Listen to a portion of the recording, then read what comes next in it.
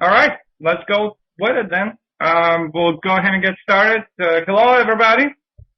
My name is Ilian Yotov, and I'm the foreign exchange strategist at allthingsforex.com. I'm also familiar to a lot of traders as the creator of the quarters theory, and this is exactly what we're going to talk about in our webinar today. The quarters theory and some of the methodologies there that are innovative methods that I've created to assist currency traders with recognizing some trend developments and price behavior patterns with foreign exchange rates. Now, I recently had a book published by John Wiley and Sons. It was released in January this year. And those of you who are not familiar with it, you can check it out on my website, allthingsforex.com, or simply go to websites like Amazon.com, TradersLibrary.com, or your local Borders or Barnes & Noble stores. I'm the founder of allthingsforex.com. Perhaps many of you are familiar with the website, and also a trading videos website called TraderTape.com.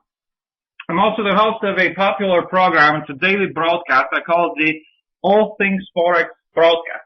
You can check all of that by going to www.allthingsforex.com. Now, a few months ago, we did an introduction webinar that introduced currency traders with the foundation of the quarters theory, and I explained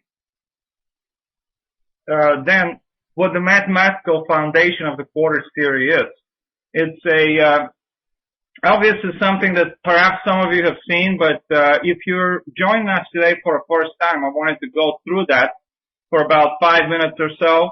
And for those who are not familiar with the quarters theory, let me quickly explain what the premise is, and then we'll go into some interesting things that and some new methodologies that I have developed in order to recognize price behavior as well as some trend developments, and then how we can combine them together. When they come together, you will see a big difference, I hope, as far as making things simple for traders to recognize and take advantage of some trend developments. Obviously, the world uses the decimal numeral system. It is a positional numeral system. It has positions for units, tens, hundreds, etc.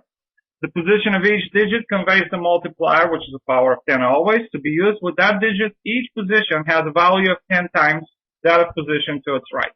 Decimal notation, familiar to everybody. Here's the example, 0, 1, 2, 3, and 9. Writing of numbers in a base 10 numeral system, which uses various symbols called digits for 10 distinct values to represent numbers. Basic stuff, right? Here's the real and whole numbers.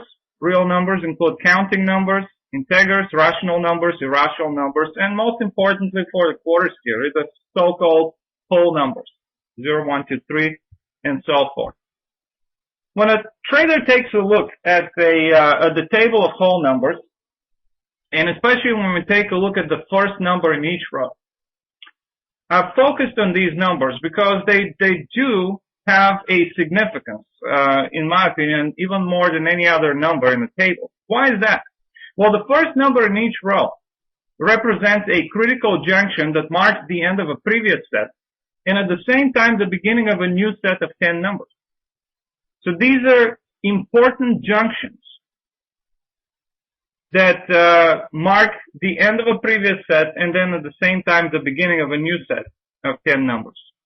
So what I call them, these numbers in the quarters theory, I give them the name major whole numbers. Examples of that would be 10, 20, 30, 40, 50, and so forth. In currency exchange rates, we represent them by using decimal whole numbers. With a decimal point obviously there, euro-dollar exchange rate, for example, $1.30, $1.31, $1.32, and so forth. Example with the Aussie dollar, 0.80, 0.81, 0.82, 0.90. So what will be the major whole numbers if the currency exchange rates are represented with a decimal point?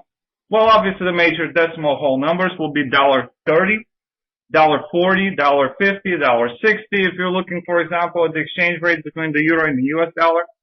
If you're looking at the Aussie dollar exchange rate, it'd be 0.60 cents, 0.70, 0.80, 0.90, and the parity level 1 for 1, which obviously is a very important price level, and so forth. Through the currency decimalization, we know that 1 unit of the main currency has been divided into 100 subunits.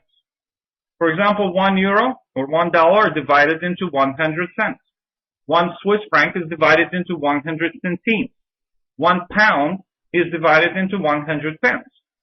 But for even further precision, when it comes to currency exchange rates, even the subunits are divided into additional 100 subunits called price interest points or pips. So 1 cent, for example, is divided into 100 additional subunits called price interest points or pips. And with some currencies in exchange rates, the main unit is divided into 100 additional subunits. And that, for example, is the Japanese yen, where we have 1 yen divided into 100 pips. So what do I do with the quarters theory? I look at these major whole numbers, and when we think in terms of pips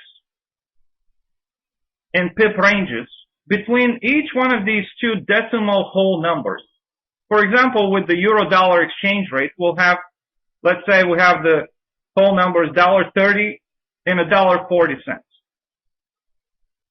That is a distance of exactly 10 cents, which is the subunits of 1 euro. Or, 1 euro.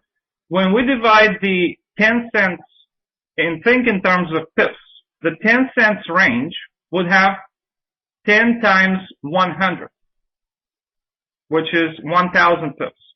So between each one of the two major whole numbers, there will be constant price ranges of 1,000 pips.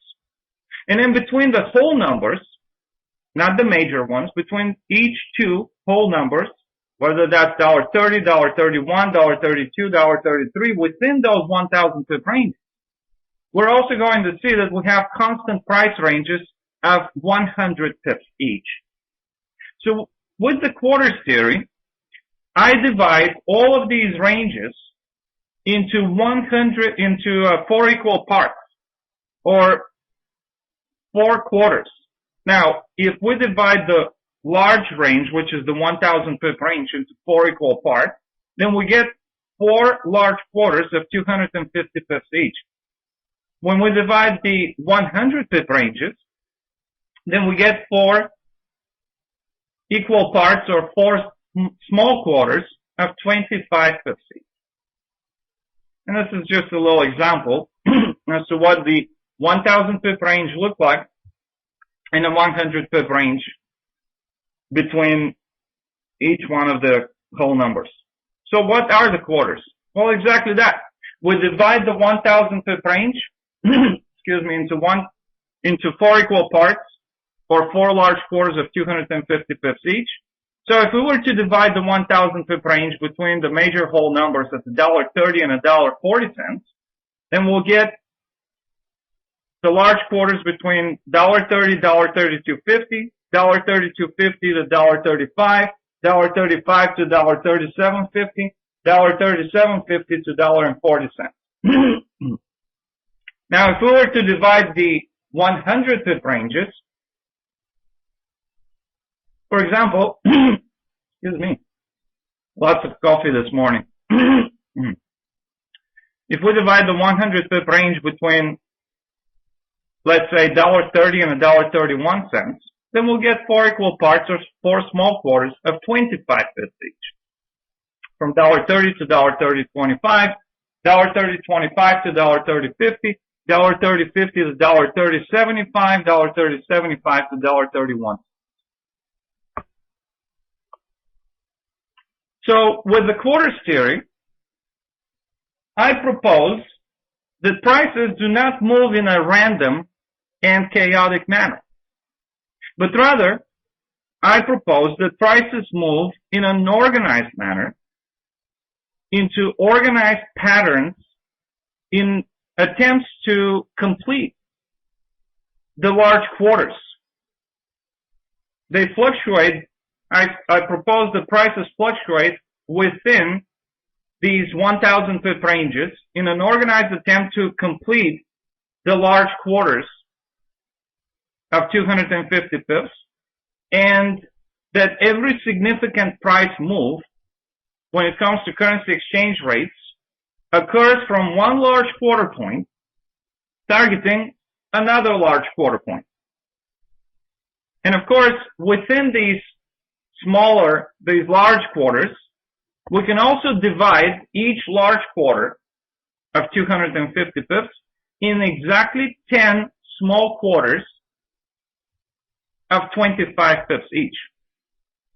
So in an organized manner, within the large quarters, within the 1,000 pip ranges, the prices fluctuate between these large quarter points.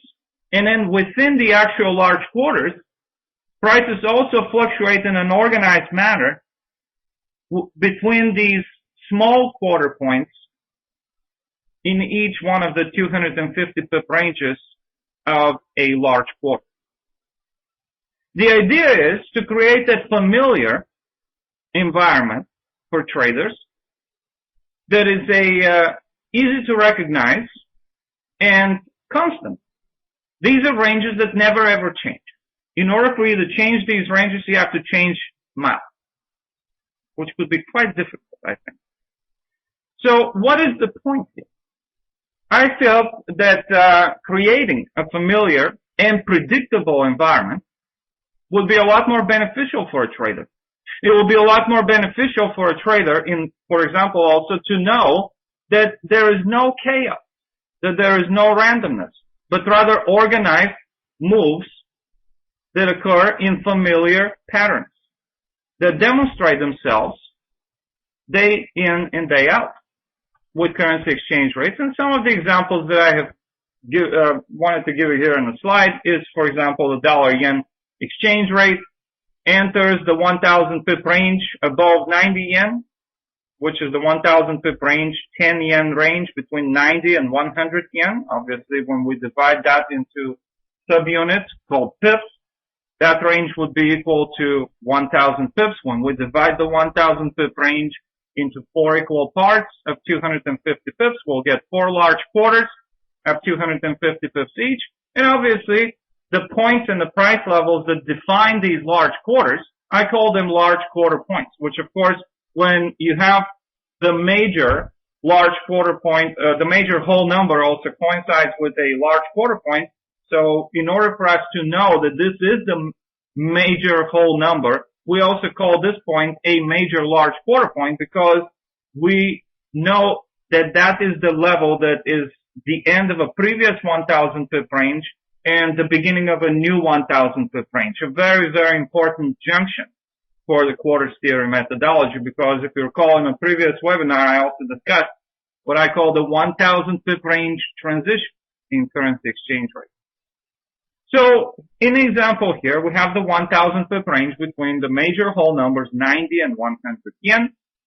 You can see these organized price moves from one large quarter point targeting another large quarter point, which ultimately are led to the completion of the entire 1,000 pip range as prices from February of, for example, 2009 in this particular slide move above 90 yen level and ultimately go to complete the entire 1,000 pip range to 100 yen in about 2.5 months or so at that time.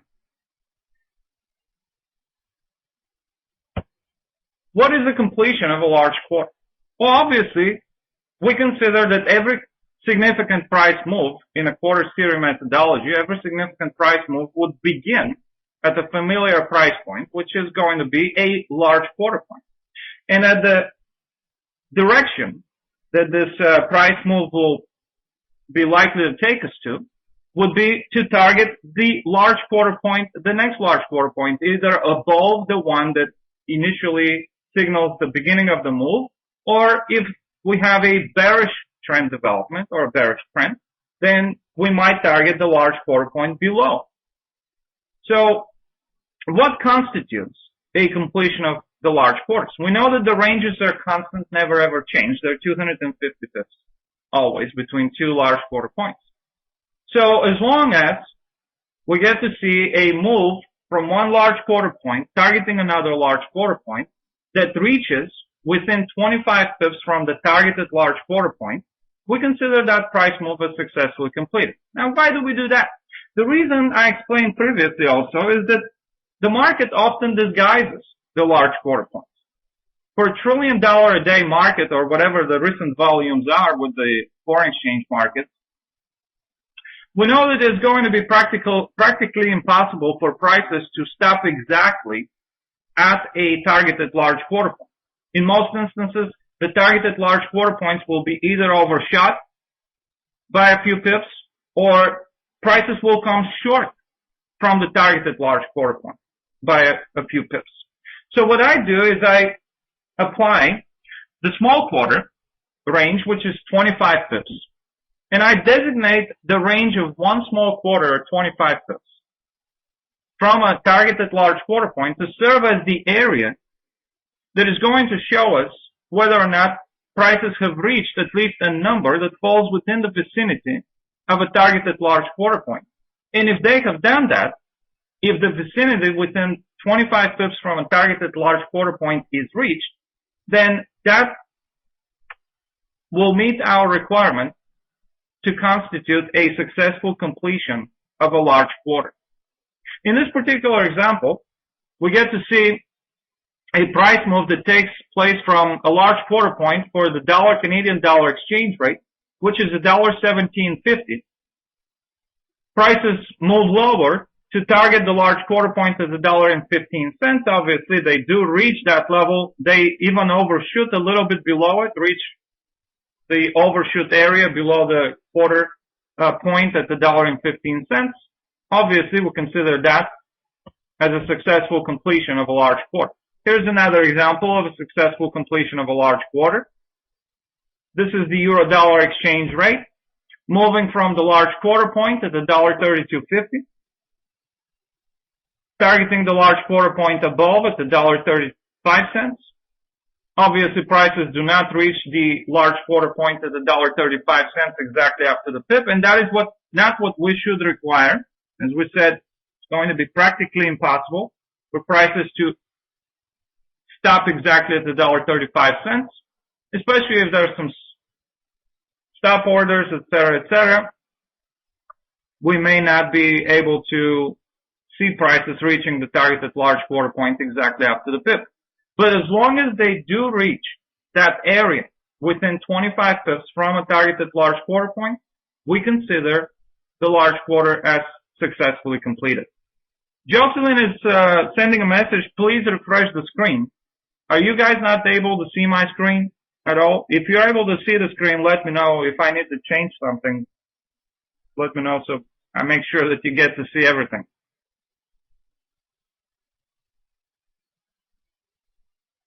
Well, it looks like Jocelyn, if you can refresh things. Yeah, if you can refresh things, it looks like it's okay for the rest of the attendees. All right, great. Well, let's continue further. So here we have it.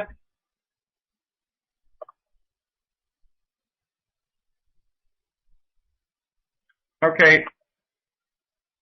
Are you guys not able to see the chart now? I'm switching over to the...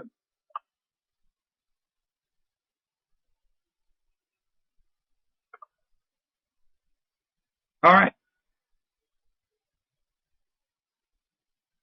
I'm getting a lot of questions as far as these price moves are concerned, but let me continue with my presentation, and later on you will find the answer to your question.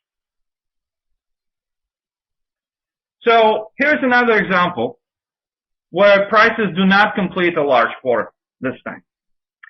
Here's what we're seeing, a move from the large quarter point to the $1.3250 in a euro-dollar exchange rate. They move toward targeting the $1.35 level. but they do not reach that area of 25 pips of the targeted large quarter point. And we then get to see a reversal that takes prices back to the preceding large quarter point. So what does that mean?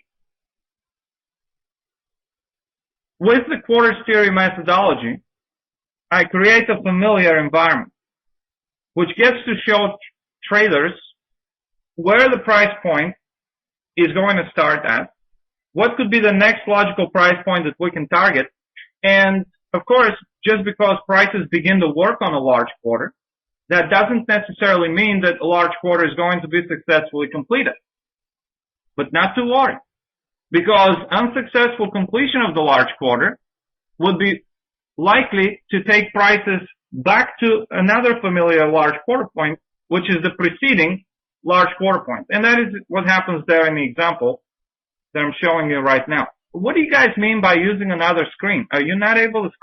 I mean, I'm seeing 5 people saying that they're able to see the screen, then 2 people or 1 person is saying that they're not able to. Okay. Boyke, what other screen would you like me to use?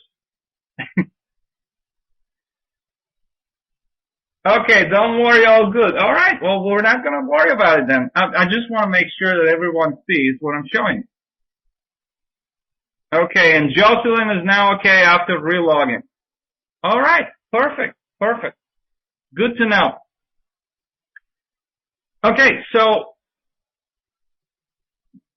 with the quarters theory methodology, you have a familiar environment that gives you, in a way, even a roadmap, if you will.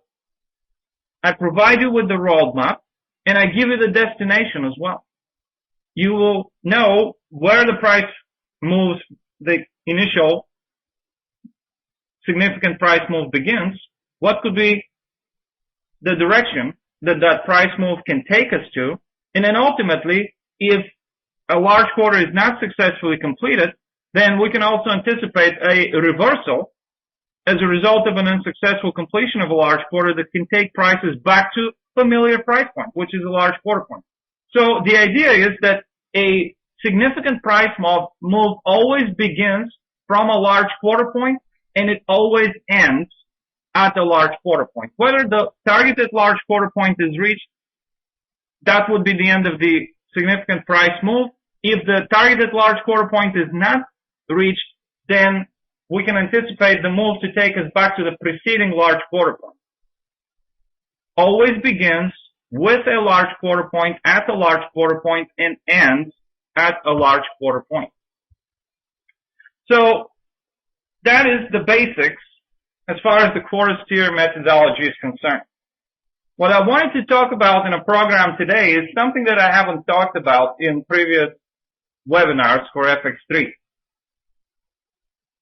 And that is some of the trend recognition methodologies of the quarters theory, which, by the way, for the lack of a better word, I call the quarters theory trend waves. Obviously, when you hear the name waves, one must definitely recall the classic Elliott waves theory. And we do owe a lot to Mr. Elliott as traders. He was one of the first ones. How long ago was it? About 100 years ago? Who suggested and proposed that there is no chaos and randomness when it comes to prices, but rather that they move in organized patterns called waves. And he proposed that there is certain cycles as far as price moves are concerned. And, of course, when we consider trend development is concerned. So trends develop in cycles of waves. And this is the classic Elliott wave pattern, which shows us the wave number 1, 2, which is the pullback after wave 1. We got the wave number 3, wave number 4, wave number 5. Basically, you have waves 1, 3, and 5 in the direction of the trend. waves number 2 and 4 serving as a little price correction and pullbacks. And then after that 3-wave or 5-wave pattern comes to an end, we get to see a couple of corrective waves, A and C, which produce a little more significant price correction of that entire trend wave pattern. Now, in this case, obviously, this is a bullish trend wave pattern. Here is a real-life example with the exchange rate of the US dollar and the Japanese yen. We take a look at the classic Elliott wave pattern. Wave number 1 takes prices higher. We got wave number 2 producing a little bit of a retracement, price correction. Wave number 3 taking the trend further to the upside. After wave number 3 ends, we got wave number 4, and then after wave number 4, wave number 5 comes in, and then we have these corrective waves A and C that produce a little bit more of a price correction here. With the quarter theory methodology, what I have noticed, and perhaps those of you who are using Elliott wave theory, which are very, very helpful, but one of the biggest problems for Elliott wave traders is that they're not able to accurately count the number of trend waves, which obviously could be a big issue. Because if you are not counting the waves properly, let's take the previous slide. If you think that you're in a wave number 1, which could be the beginning stage of the trend wave progression in the new trend wave cycle, but you're actually in trend wave number 2, or 5 rather, then you might be at the end of the cycle thinking that you're at the beginning of the cycle. Obviously, you can become a victim of this price correction that could fall after that, after the cycle ends. So that's why it is imperative for an Elliott wave trader to be able to properly count the waves so that you can recognize exactly what stage of the trend progression you're going to be in. And you were considering that particular trading opportunity when you want to jump in a trade. So what I decided to do is I decided to minimize the number of waves. So with the quarter series trend waves, I actually, thinking about trend progression, etc., I based obviously the foundation of the quarter series trend waves on Elliott wave waves. But what I decided to do is to minimize the number of waves. I figured if we have to count 5 waves, and especially when we have to, as Mr. Elliott have given a number to these price corrections, then what I decided to do is actually not consider the price corrections, wave number 2 and 4, for example, in a classic Elliott wave example and pattern.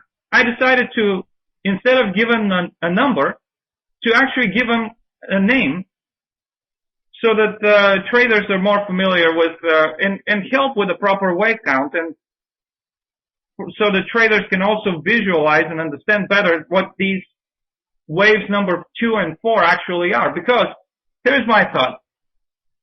Waves number 1, 3, and 5 in a classical Elliott wave pattern are the actual trend waves in the same direction of the trend. So every new wave progresses the trend further. It takes the trend further.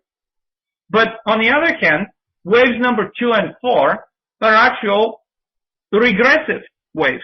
Instead of progressing the trend further, they actually regress it. So I actually call them, with the quarter theory trend waves methodology, I call these price corrections. And I give them a number also so that they can signify exactly which particular trend wave these corrections are following.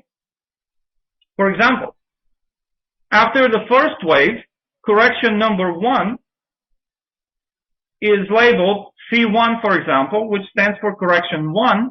That tells us that it follows the first wave. Correction number 2 tells us that it follows the second wave. Correction number 3 tells us that it follows the third wave. I also give the actual waves a number. The first trend wave I call the reversal trigger wave. The reason why I call it the reversal trigger wave is because this is the kind of a wave that is going to be very helpful for us traders to be able to recognize exactly when a trend cycle begins and when a previous one ends. The reversal trigger waves are the ones that always will tell us and signal the end of a previous trend wave cycle and the beginning of a new one.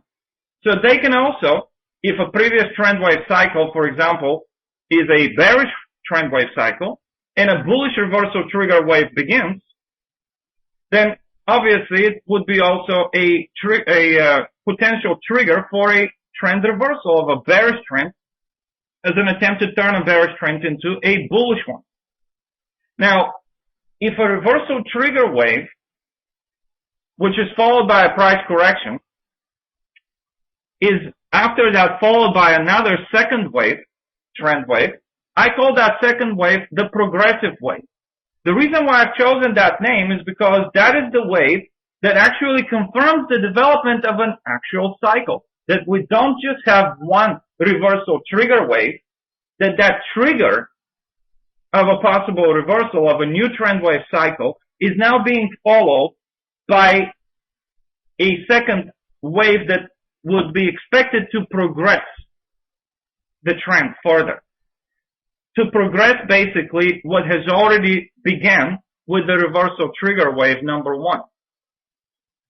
Then after the progressive wave comes to an end, we have correction number two following it, and then we have what I call the potential conclusive wave. Because in a classic Elliott wave pattern, this is the equivalent, conclusive wave number three in a quarters theory trend waves methodology is equal to wave number five in a classic Elliott wave cycle, which, as we know, in a classic cycle, wave number five is followed by a price correction, and not only a price correction, but actual corrective couple of trend waves in the opposite direction.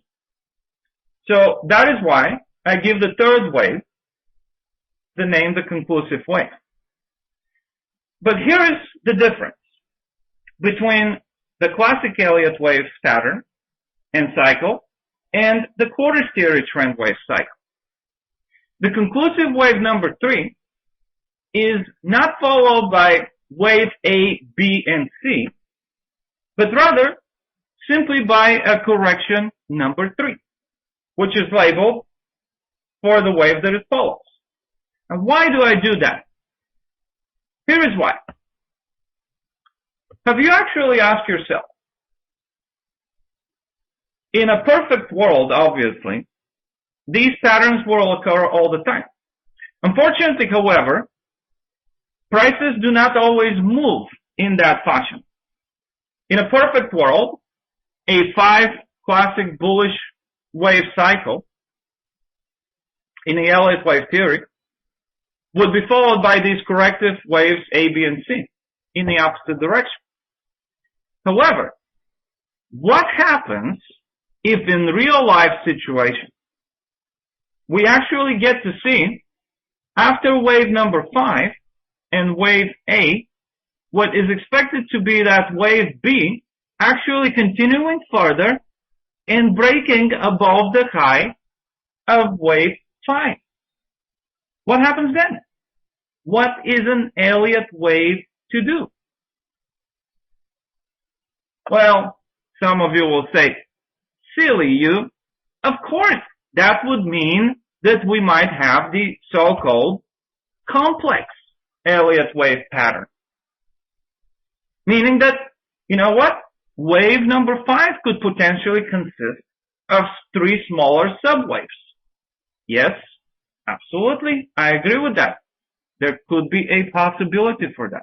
In this particular example, we have the so-called complex Elliott wave pattern, where actual waves consist of 3 smaller subwaves. So, with the previous slide, if I'm scratching my head and I'm wondering, okay, what happens if wave number 5 actually sees prices continue higher rather than going through these corrective bearish trend waves, of course, an Elliott wave trader could anticipate the development of potential complex Elliott wave pattern where wave number 5 consists of three smaller subwaves. Okay, so that's a possibility. But let's take a look at this example here. Here we have the dollar-Canadian dollar currency pair. And we can see prices beginning a trend wave pattern in a cycle of wave 1, 2, 3, 4. Wave number 5 here. Looks like we got a little pullback after it. Oh, we got another move, another move. Okay, maybe we can count this as a complex wave number 5 consisting of three smaller subwaves. But even after these three smaller subwaves are done, then we ought to see that corrective trend wave cycle, right? Of waves A, B, and C. But in this particular example, we do not see that. Instead, prices continue to move lower and lower. So what is an Elliott wave trader to do? Even after considering that we may have had that wave number 5 consisting of three smaller subwaves.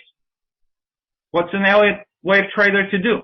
This is where a lot of Elliott wave traders get very confused. And this is where the count of trend waves goes completely out the window. And there's a familiar saying to a lot of you, obviously, who have experience with Elliott waves, that if you put Elliott wave traders, a bunch of Elliott wave traders in a room, they will always disagree on a wave count.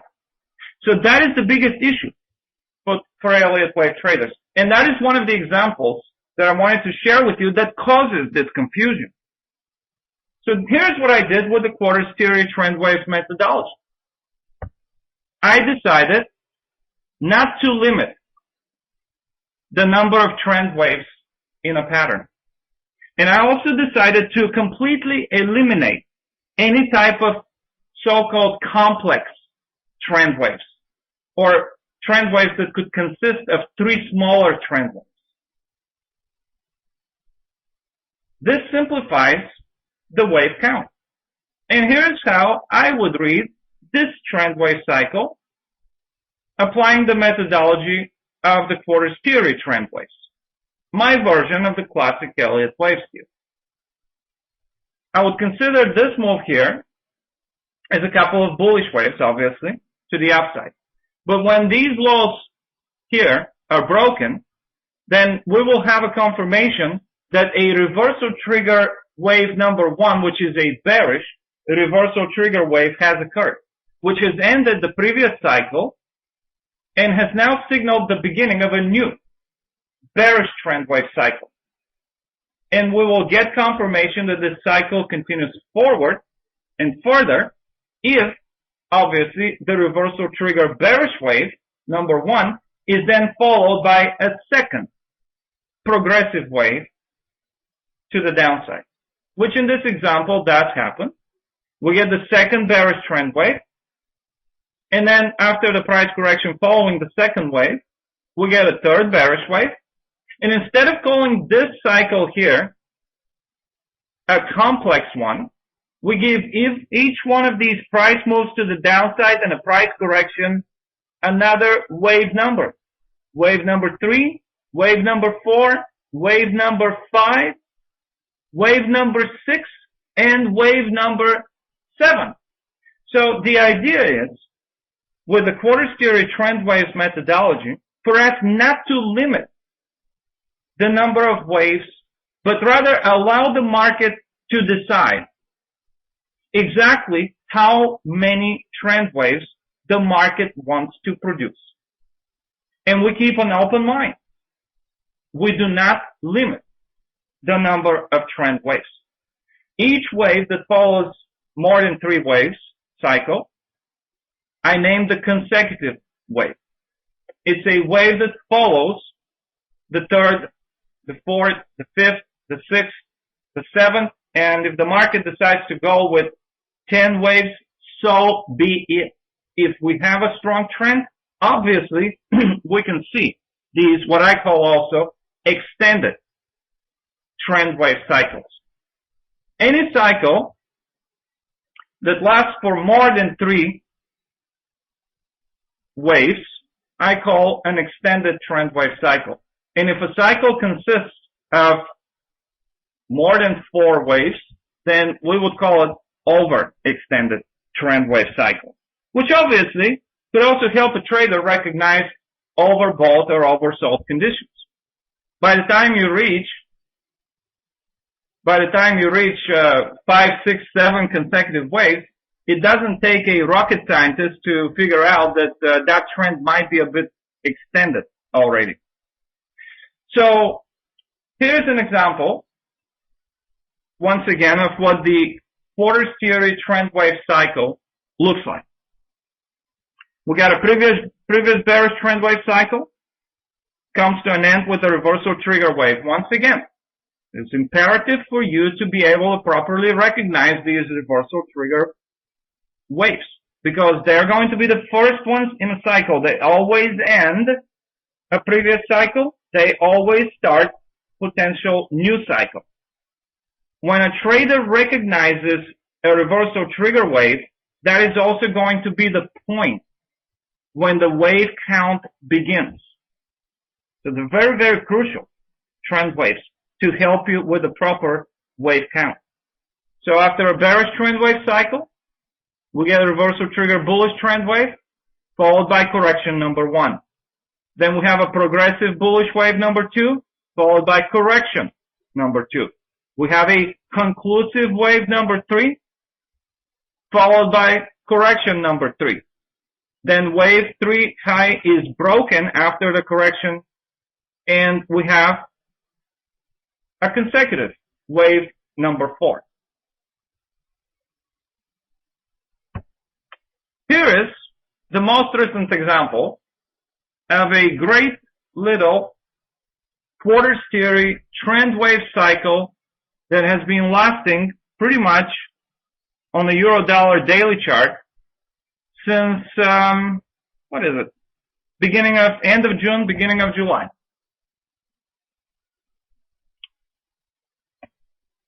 Let's start the count here. Obviously, we have a strong bearish trend wave cycle that takes place previously. We have some lows being established there. Those are the 4-year lows for the euro-dollar pair, obviously. It's a little bit below $1.19, if you recall, $1.1875. What normally we would anticipate, and again, count the number of waves here. We got 1, 2, 3, 4. It was actually a 5 or 6 wave cycle before that. But it is important to note that this cycle, this previously strong bearish trend wave cycle, came to an end with a reversal trigger bullish wave number 1. The reason why that happened is because you will see this candle here during a price correction. That high was at $24.52, where this high here during this move to the upside was $1.2466. Doesn't look like that much higher, but technically speaking, it was how many pips? 14 pips higher. So that signaled at that point to us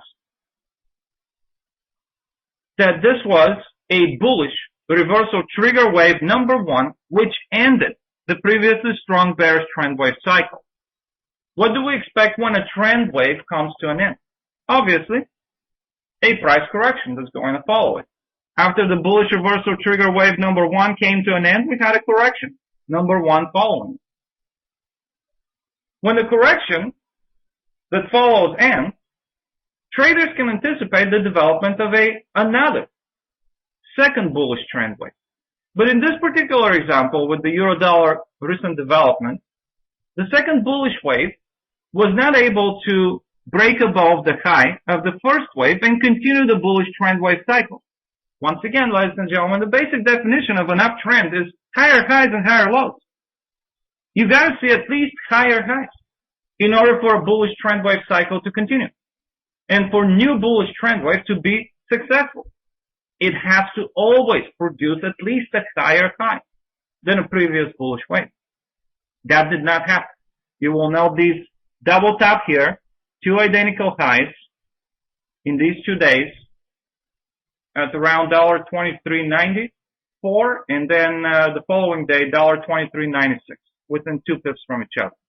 The number, of course, here to break above was the high of the first bullish wave at the $24.66. So obviously, during the second bullish wave, prices have failed to produce a higher high than a $24.66. So what is a trader to anticipate when a trend wave fails? As I explained in my book, The Quarters Theory, the main consequence of a trend wave failure is the development, in most instances, of a reversal trigger wave in the opposite direction.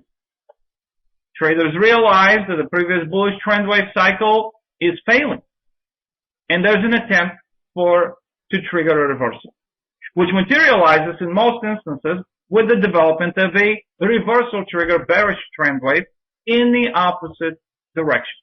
In this case, with the euro-dollar pair, we had the second bullish trend wave failing, being followed immediately in the days after that by a bearish reversal trigger wave number 1. Now, when the bearish reversal trigger wave number 1 came to an end, we can anticipate that a price correction is going to follow it. However, the price correction of this bearish trend wave that started from the highs here to the lows there was actually much larger than the 100% Fibonacci retracement levels of that wave. So what does that mean? That means that the correction following the bearish reversal trigger wave number 1 has actually exceeded the 100% retracement level, or the previous highs there. And what does that mean? When these highs are broken, then we have the development of a reversal trigger bullish wave. Basically what has happened is, as I also explained in my book, we have seen the second reason as to why reversal trigger waves develop. The first one we said was a trend wave failure. As a result of a trend wave failure, in most instances, we anticipate the development of a reversal trigger wave in the opposite direction. The second reason why these reversal trigger waves occur is when a price correction following a trend wave exceeds the 100% retracement and actually becomes a reversal trigger wave in the opposite direction. That was the scenario that we saw with these developments there. This is, by the way, a daily chart of the euro-dollar pair. So with that break above previous highs, with the correction following reversal trigger bearish wave number 1, we obviously see that there is not going to be a follow-up bearish trend wave to the first bearish wave. Instead, we got to see a reversal trigger bullish wave establishing itself, which signals the end of a previous pattern and cycles and the beginning of a new bullish trend wave cycle. As you can see here, the bullish reversal trigger wave is then followed by, lasts for a significant amount of time. It lasts for about 7 days or so. It's followed by correction number 1. Then after the correction number 1, prices have moved higher and a progressive wave number, bullish progressive number, wave number 2 has occurred. Prices have continued to climb higher and higher. Then the correction number 2 occurs after the end of the second bullish wave. After the correction number 2 is over with, we get to see the third bullish wave, followed by correction number 3, and then most recently, a bullish fourth bullish trend wave on a daily chart of the euro-dollar pair. This is a very strong bullish trend wave sequence of 4 consecutive bullish waves. Very strong bullish trend wave sequence for the euro-dollar pair. However, you will note here that the lows of correction number 3 were actually broken on this day. And this was the day when we actually knew that that strong bullish trend wave sequence of 4 consecutive waves may be coming to a period of a more significant price correction, which would be obviously a welcome price correction, considering that we had an extended bullish trend wave sequence. We knew that it's only a matter of time before a more significant price correction occurs. How do we know that the price correction starts? When the correction following the fourth bullish wave exceeds the 100% retracement level and breaks below the low of correction number 3, which happened on this day, which was, what day was that? Let me see. That was August 10th. On August 10th, prices have reached a low at the $1.3073, which is a lower low than the low of correction number 3 at the $1.3118. That is when we knew that we once again have seen the development of a bearish reversal trigger wave that ended the strong 4 bullish trend wave cycle, and we got to see an opportunity for the US dollar to correct some of its losses versus the euro during that month or so of 4 bullish trend wave cycle, and over 1,200 pips, by the way, of gains, or approximately at least 1,200 pips of gains for the euro against the US dollar during this sequence of 4 bullish trend waves. Obviously, the reversal trigger wave here is not going to necessarily reverse the previously established bullish trend, but it provides an opportunity for prices to go through a more significant price correction. Now, I want you, and I'm running out of time, but I want you guys to pay close attention to how beautifully, in this particular example with the euro-dollar pair, how beautifully each one of these trend waves in a cycle has coincided with the actual large quarters of the quarters theory. Let me show you what I mean. Take a look at reversal trigger bullish wave number 1 and take a look at the price, or the vicinity of the price point that it started from. That, you will know that that was the area of $1.2250 large quarter point. When a bullish trend wave cycle starts, the bullish trend wave in the next 2 days goes to complete the entire large quarter of 250 pips, targeting the large quarter point at $1.25.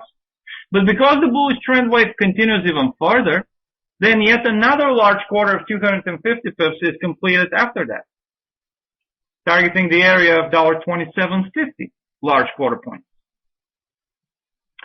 Then during the price correction following the bullish trend wave number 1, we got to see the retracement and the price correction taking prices again to a familiar price level.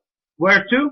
The preceding large quarter point, which in this case was $1.25 level. After prices found support around the $1.25, we anticipated the beginning of a second bullish trend wave, the progressive one, that ought to progress that bullish trend wave cycle further. And when a trader uses the methodologies of the quarters theory, then we will know what the destination of that bullish wave might actually be. If you're guessing from $1.25 large quarter point, targeting the large quarter point above at the $1.2750, then you are guessing absolutely correctly. Moreover, after completing the large quarter between $1.25 and $1.2750, the bullish trend wave began even further and became even stronger, with prices continuing forward to, guess where? Well, that's not a major shocker, I hope, for those of you following the methodologies of the quarters theory, targeting the major large quarter point, this time at $1.30, completing the large quarters between $1.25 to $1.2750, and then $1.2750 to $1.30. After the bullish trend wave finds resistance around the $1.30 major large quarter point, prices go through a period of a price correction, and during the price correction, surprise, prices pull back. Where to? The preceding large quarter point at the $27.50, and so forth and so forth. I'm running out of time. Can't go through any more details now, but if you would like to learn more about the quarters theory and the quarters theory methodologies, you can simply visit my website, allthingsforex.com. I recently launched a new training program for those of you interested in learning the quarters theory methodologies, which I call All Things Forex Plus. You can also listen to my daily All Things Forex broadcast, and you can also do that by visiting allthingsforex.com. The broadcast takes place Monday through Friday, 1 p.m. to 2 p.m. Eastern Time. And you can also, by the way, listen to the broadcast on fx3.com. It is published there as well. I'd like to thank you all for your participation today. Do you have any questions? I don't know if we have a lot of time, but if you don't have any questions, we'll wrap it up and we will let the presenter who follows to start his presentation and preparation. Any questions?